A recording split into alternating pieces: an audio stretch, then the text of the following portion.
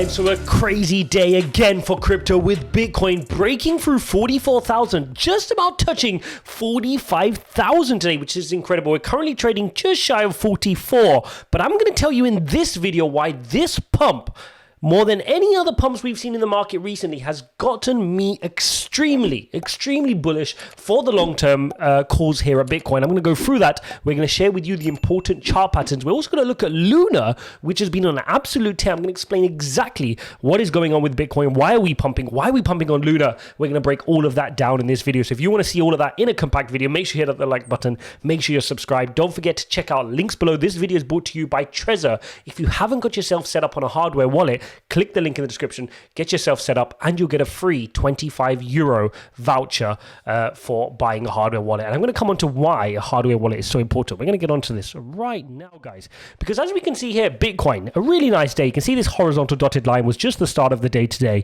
and we had a really good movement, particularly a couple of hours ago, this really big hourly candle here, taking us very high, and then you can see we got rejected by the 45,000 level. If those of you following me on Twitter, if you're not, check out at real Ijaz Awan.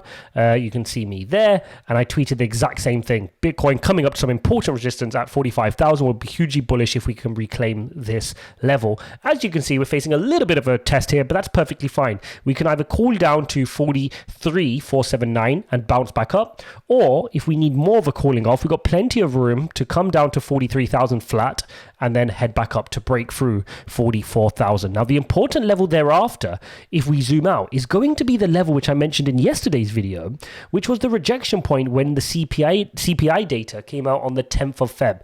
You remember we got rejected, and we created this, I even labeled it at the time, rejection point. I've left it there. You can see this yellow line here brings you to $45,500. Okay, so this is our important level here on Bitcoin. We need to reclaim this level, and then we can head high. If I zoom out to the daily, you'll see how important this point is, because from where we were, if I just zoom us out here, you can see these are the peaks that we have to beat. If we can beat these, we're now creating a new higher high, and then we can start working our way onwards to higher levels. But the question arises, why is Bitcoin pumping today? What happened? And we covered some of this yesterday, and the reality is there's various interesting things going on. Underlying narratives which prove that Bitcoin is not just for poor countries. This whole narrative that the West wanted to kind of promulgate is that Bitcoin is just for poor countries, right? Use it in Nigeria, use it in Pakistan, use it in Venezuela or El Salvador, where the currency's inflating. We don't need it here in the West. We don't need it here for first world countries. Well, how's this working out? Ruble-denominated Bitcoin volume surges to a 9-month high. Russians are moving their due to all the sanctions, right? Widespread sanctions globally. There's a squeeze on the Russians, whether they're innocent, normal residents, right, who wouldn't have opted in for this war. They're being squeezed into putting pressure on their government, right, onto Putin. They're doing it through the civilians. So the Western world is placing all these sanctions, and the Russians are having to continue running their businesses and their personal lives. And so they're turning to crypto as a way of avoiding all of these sanctions. On the Ukrainian side, the same thing. Ukrainians are running to ATM machines. The ATM machines are empty because 1 trillion of cash has been taken out of the Ukrainian system. Okay, there's been an absolute run on the banks. So again, they're turning to crypto to make their payments, to do their remittances, to send money to family, etc. Okay, we saw yesterday Ukraine government asking for donations through crypto. Yes, did we ever think we would see this?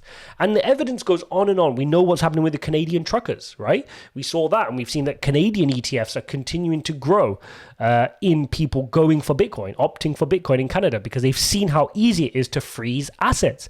We're seeing assets being frozen left, right, and center, whether it's the oligarchs and their yachts, whether it's people in Canada who are protesting. We're seeing this happen everywhere. And people are realizing one thing you cannot seize is crypto, which is not on a centralized exchange. Very, very important. And that is why the link is in the description for this video to TREZOR, because you need yourself set up on a hardware wallet. So all these Russian oligarchs, they're not buying on Coinbase or Binance. They need to buy decentralized, and they need to take it offline onto a hardware wallet. They need to remember their seed phrase, and that way that cannot be seized by any government whatsoever. That's theirs. Okay. And now there's a rush to do that because they need to get their money out of the bank accounts. And guess what they're doing? They're flowing that into Bitcoin. I'm going to come exactly onto how the Bitcoin price is moving, because we're seeing The Bitcoin price is not moving due to liquidations. We can look at the liquidation figures, and we don't have any crazy short liquidations here, okay? Nothing crazy going on here today. Very normal. 60 million, very normal activity here. Nothing crazy. So we know that the underlying growth in the Bitcoin price is through more wallets being set up, and we can look at this. We can see the growth of wallet addresses. Look at this crazy spike. This is the number of addresses with balance greater than 1,000. Okay, so this is big whales. These are big people coming in, throwing in their crypto. When have you last seen a spike? The last time you saw a spike like this, you're going into 2019. These are huge spikes. Just goes to show that money is moving quickly and efficiently into Bitcoin. It's being used for what we thought it was going to be used for. And that is why this pump on Bitcoin, even though we're just at 44, and we may well get thrown down to 40 if the conflict escalates, continue. We can go down to 35, right? That may well happen.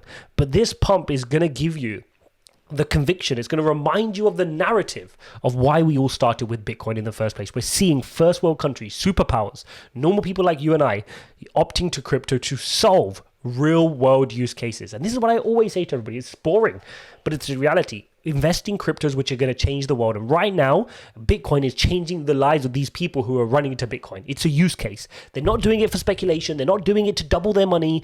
They're just doing it to move money around, to have the funds, to be able to access their funds, to be able to move money around, the basic utility, because the existing system has failed them.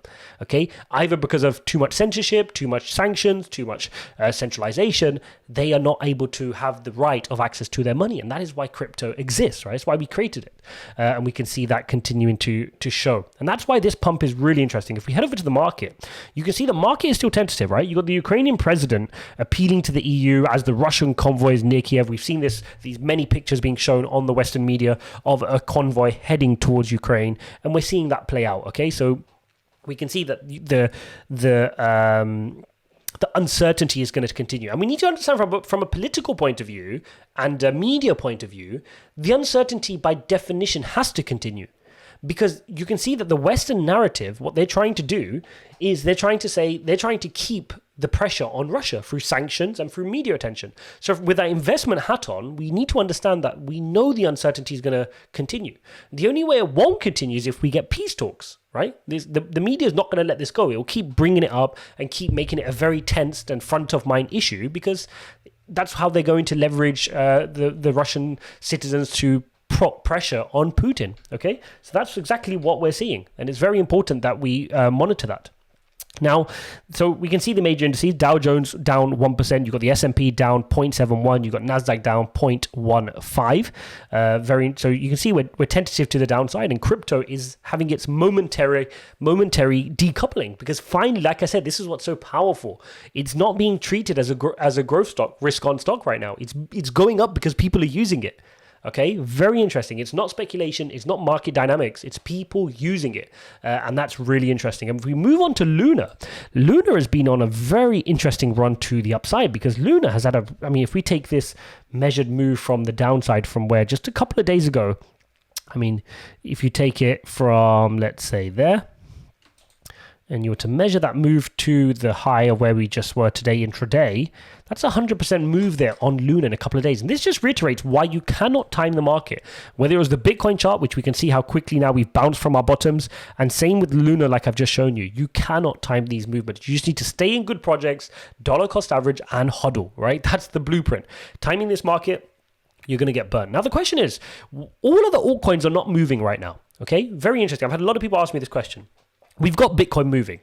We've got Bitcoin dominance going up, which shows that this is a Bitcoin-led move. Altcoins are not moving right now. People are flocking to Bitcoin, like I said, for the use cases, not for speculation. If people are moving money into crypto for speculation, you see money go into Bitcoin, and you see equivalent amounts going across into the altcoins, and therefore you see altcoins pumping when Bitcoin pumps. That's not what's going on right now.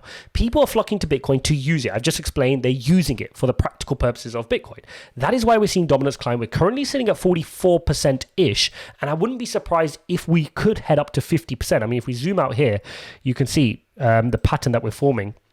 There's no reason to suggest we can't get back to this neckline at about 50% here on the Bitcoin dominance, okay? And I wouldn't, that would be hugely realistic. But remember, the funds which initially come into Bitcoin, this new money, new people creating wallet addresses and their first hurrah into crypto, that money eventually in a year's time or further down the line will find its way into altcoins. I remember my first investment was Bitcoin. Many of yours would have been Bitcoin. And eventually you start degenning out into some altcoins. So this is a good thing for the long run for the wider crypto community. Now, to come back to the question, why, when all other altcoins are not moving, because as I've just explained, it's Bitcoin's turn, why is Luna having such a big move over the last couple of days? And the reality is, the reason for this is coming back to the same question. The centralized stablecoins, USDC and Tether, they are centralized, right? So just like how a bank can be pressured into freezing assets, centralized exchanges can be pressured too. Now, CZ from Binance came out and he was asked to ban any Russians from using the exchange, and he come out and he said, no, if they're on the sanction list, I will ban them, rightly so.